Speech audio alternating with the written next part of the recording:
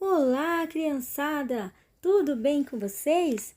A paz do Senhor! Vamos ouvir uma história bíblica? Hoje nós vamos continuar a nossa viagem pelo maravilhoso livro de Gênesis. A família de Jacó era uma família grande. E a sua? É uma família grande ou é uma pequena? Não importa o tamanho da nossa família, nós só precisamos amarmos uns aos outros e saber que Deus foi aquele que projetou a família. A família, portanto, é um projeto perfeito de Deus. A nossa lição de hoje é a lição de número 1, Jacó e sua grande família. A leitura bíblica está em Gênesis 35, versículo 23. Agora nós vamos memorizar o versículo do dia. Vamos lá comigo? Os seus descendentes vão formar uma grande nação. Gênesis 12, 2. Pausem o vídeo e vamos repetir. Os seus descendentes vão formar uma grande nação. Gênesis 12, 2. Muito bem. E agora é hora de orar. Vamos falar com o Papai do Céu. Fechem seus olhos. Senhor, meu Deus e meu Pai, nós te agradecemos porque o Senhor é bom, porque o Senhor escolheu Abraão, Isaque e Jacó. E também a tua vontade é para que nós possamos receber essa bênção também nas nossas famílias.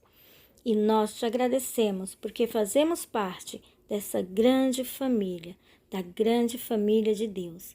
Muito obrigado, Senhor, que nós venhamos entender a tua vontade para nós e fazer somente aquilo que te agrada, para que o Senhor possa ficar feliz. Em nome de Jesus. Amém. Vocês estão vendo essa figura, crianças? Então, o que vocês estão vendo nessa imagem? Aqui nós estamos vendo uma família bem grande, não é? Essa família é a família de Jacó. Vamos aprender o nome deles? Rúben, Simeão, Levi, Judá, Issacar, Zebulon, Gade, Azer, Dan, Naftali, José e Benjamim. Jacó também teve uma filha chamada Diná. Nós vejamos o que aconteceu antes de Jacó se casar e formar essa grande família que vocês acabaram de ver na figura anterior. Vocês estão vendo essas duas crianças?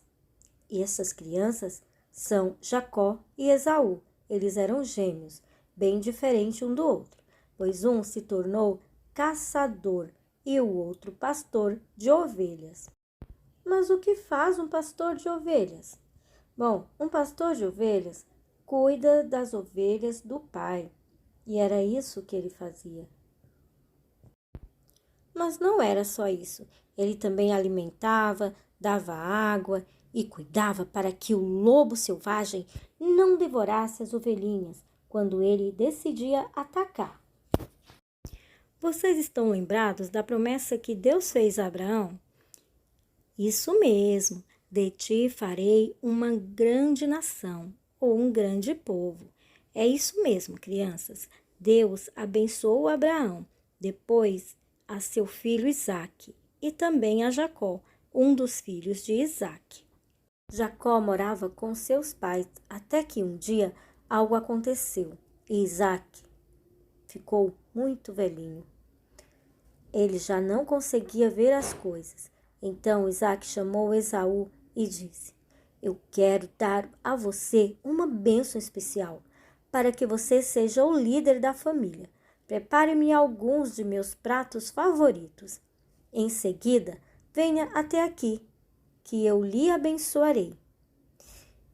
O seu filho Esaú era o caçador e por isso ele pediu para que ele fosse caçar antes um animal, para que depois ele matasse e trouxesse a comida. Ei, peraí, quem é aquela ali atrás da tenda olhando para o seu filho e o seu marido Isaque? É Rebeca, a mãe de Jacó. O que será que ela está tramando, hein? Vamos ver. Rebeca ouviu que Isaque disse a Esaú que fosse e preparasse o prato dele favorito.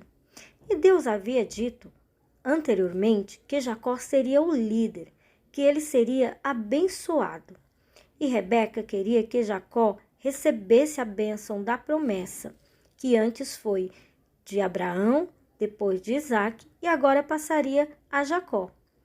Então, ela preparou a comida favorita de Isaque. Em seguida, cobriu o braço de Jacó com pele de cabra para que ele se tornasse peludo como Esaú. Também deu uma roupa de Esaú que tinha em casa e Jacó a vestiu. Mas Jacó estava concordando com esse plano? Sim, ele estava, porque ele também desejava a bênção da primogenitura. A Bíblia diz que ele já tinha até comprado essa bênção do seu irmão em uma certa vez que ele chegou com fome. Ele estava com fome e o seu irmão disse para ele: se você me vender o seu direito de primogênito, eu te dou um prato de lentilha. E assim foi. Bom, mas vamos continuar. O que aconteceu é que sua mãe o fez passar-se pelo seu irmão. Ele levou a comida até Isaque. Isaque tocou os braços peludos de Jacó e ele pensou que era Esaú e abençoou a Jacó. Comeu a comida que seu filho Jacó havia levado, o abraçou, o beijou, sentiu o cheiro que era da roupa de Esaú e assim toda a dúvida foi embora. E então Esaú foi enganado desta maneira. Mas quando Esaú ficou sabendo que foi enganado pelo seu irmão, ele ficou muito bravo, mas muito bravo mesmo, e queria até fazer uma tragédia com seu irmão caso o pegasse. Foi por isso que Rebeca teve que enviar o seu filho para bem longe, ou seja, para a casa do seu irmão Labão, aquele que morava lá em Padã Arã. Jacó também o aconselhou, disse que ele se casasse com uma de suas primas. Ele não queria que ele se casasse com uma cananeia, como fez Esaú. Jacó obedeceu. Resolveu ir para a casa do seu tio Labão. Tinha de viajar muito para chegar à casa do seu tio. Ele viajava sozinho. Jacó andou o dia inteiro. Esaú até tentou alcançá-lo para matá-lo, fazer algo ruim com ele, mas não conseguiu. E Deus também o protegeu, com certeza. A noite chegou. Jacó estava bem longe de casa. Ele estava muito cansado, porque ele já tinha andado muito. Então, ele escolheu um lugar no campo para dormir. Pegou uma pedra que serviu de travesseiro. Ele sentiu medo. Ele deve ter pensado assim: será que Deus está aqui, tão longe da minha casa? Ele deve ter pensado assim: na minha casa eu sei que Deus estava, porque Deus estava com meu avô Abraão, Deus estava com Isaque, meu pai. Mas aqui, não sei não. Jacó estava tão cansado que dormiu e teve um lindo sonho. No sonho, ele via uma escada muito grande. A escada ia do chão até o céu. E anjos subiam e desciam pela escada. E Deus estava perto dele. E lhe disse: eu sou o Senhor Deus de Abraão e de Isaque.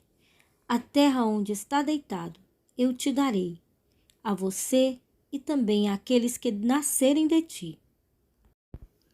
Eu serei contigo e te engrandecerei por todo lugar que você for. E Deus falou ainda para ele que ele voltaria para aquele lugar aonde ele estava. Quando ele acordou, ficou admirado. E agora ele acreditava que Deus estava ali, naquele lugar. Então ele pegou uma pedra, aquela pedra que ele fez de travesseiro, e fez uma coluna e disse que ali seria a casa de Deus. E chamou aquele lugar de Betel, que antes era chamado de Luz, e fez ali uma aliança com Deus. Disse que Deus seria o Deus dele, e Deus o abençoou naquele lugar.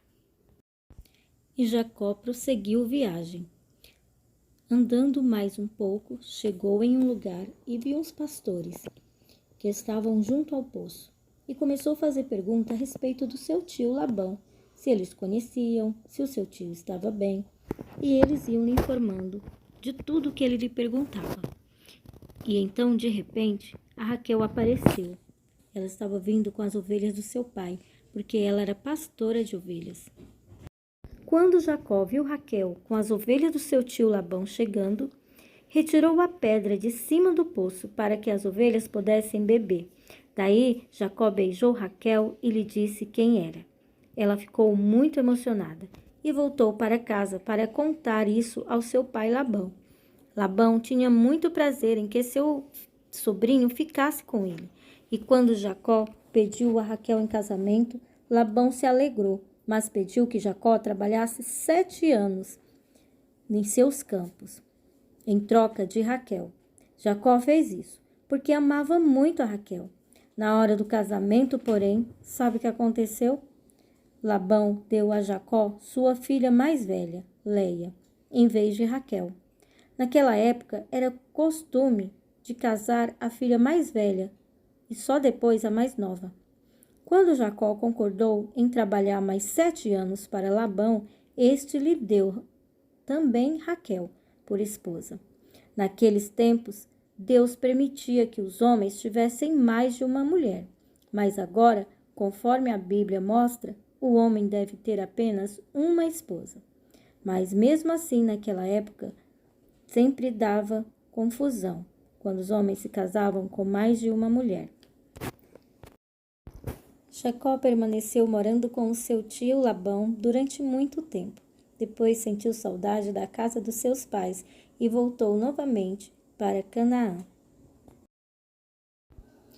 Bom, hoje nós aprendemos sobre a família de Jacó. Deus abençoou muito a Jacó, mesmo ele tendo feito coisas que não agradaram a Deus o tempo todo. Mas o importante é que Deus está sempre de braços abertos, esperando o nosso arrependimento. Deus espera que nós tenhamos uma vida feliz ao lado da nossa família. E toda família deve se respeitar, amar uns aos outros, fazer o bem uns aos outros, ser carinhosos. Não importa se a sua família é grande ou pequena, se você mora com o papai e a mamãe, ou se você mora apenas com a mamãe ou com o papai, ou mora com os avós. Deus ama você e a sua família. E nós devemos fazer algumas coisas para que nós possamos ter uma família mais feliz, como, por exemplo, ajudar ao papai e à mamãe nas tarefas de casa. Tem outras regrinhas que nós também devemos praticá-las. Vamos observar agora as cenas. Isso é correto? Não, isso não é correto. Essa criança está agredindo a sua irmãzinha. Essa criança está puxando o cabelo da outra. Isso é correto? Não, nós devemos ser amigos um dos outros e tratar bem os nossos irmãos e os nossos amiguinhos em todo lugar, não é só em casa. A mamãe está ali guardando alguma coisa na estante e o seu filho está guardando seus brinquedos. Será que isto é correto? Sim, esta cena está mostrando uma criança que está sendo obediente à sua mãe, está organizando os seus brinquedos. Você faz isso em casa? Temos mais uma cena aqui. Podemos falar palavras feias? Não, isso não é correto. Isso não pode, porque Deus não se agrada. Então, Nós temos que observar algumas coisas que Deus se agrada e devemos praticar, e deixar de praticar aquelas coisas que nós sabemos que Deus não se agrada. E devemos abrir, então, o nosso coração para Deus e pedir que Jesus venha habitar no nosso coração e na nossa casa. E a nossa história de hoje termina aqui.